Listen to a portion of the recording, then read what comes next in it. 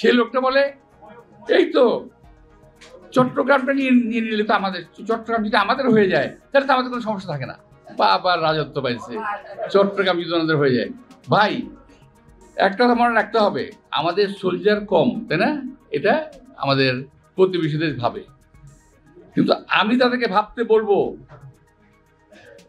ভাবতে বলবো যে আপনারা ৭১ সালের মুক্তিযুদ্ধ দেখেন, বিনা ট্রেনিং এ কিন্তু আমরা যুদ্ধ করেছি। আপনারা এই ২৪ সালের হাসিনার পতন দেখেন, বিনা অস্ত্রে আমাদের সন্তানেরা আমরা যুদ্ধ করেছি। বাংলাদেশের ২০ কোটি লোক কিন্তু সোলজার, এই কথা আপনাদের মনে রাখতে হবে। যদি বাংলাদেশ আপনাদের দখল করতে হয়, ২০ কোটি লোকের রক্তের উপরে পাড়া দিয়ে আপনাদেরকে এই দেশ দখল করতে হবে। কেউ যদি বাংলাদেশে বসে বিদেশে বৃষ্টি হলে ছাতা ধরে, সেগুলো যদি পত্রিকা হয়, তাকে আমরা কি করব? ভারতে বৃষ্টি হলে ওনারা বাংলাদেশ থেকে ছাতা ধরেন, কি সুন্দর, আর আমাদেরকে বলেন সালাম করতে। আরে ভাই, আপনারা বলেন আজকে যে ভারত নিয়ে কথা বলছি, আপনারা যখন ৭১ সালে যখন স্বাধীন হয়, আপনার তো মনে পড়বে না, ৭১-এর স্বাধীনতার পরে নিয়ে যে স্যারেন্ডার করছিল কার কাছে? অরোরার কাছে। কেন? আমাদের ওসমানী সাহেব কোথায় ছিলেন?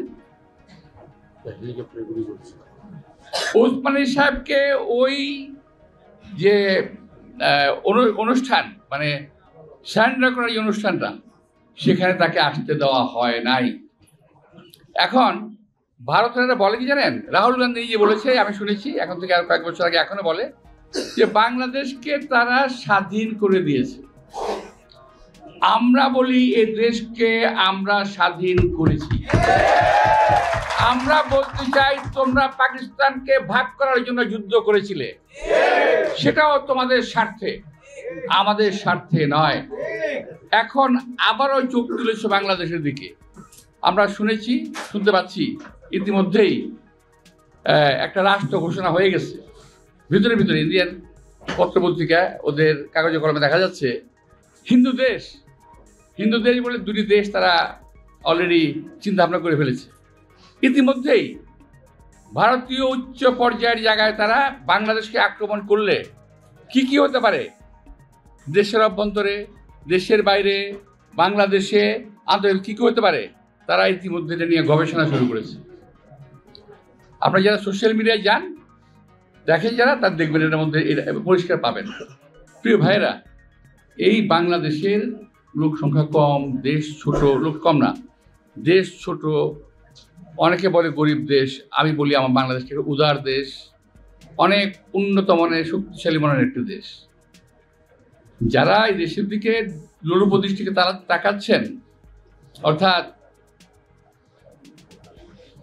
রিকশার বউ সকলের ভাবি, বাংলাদেশ একটা গরিব দেশ, সুতরাং ছোট দেশ, সুতরাং এটাকে যেভাবে খুঁজে নেওয়া যায়।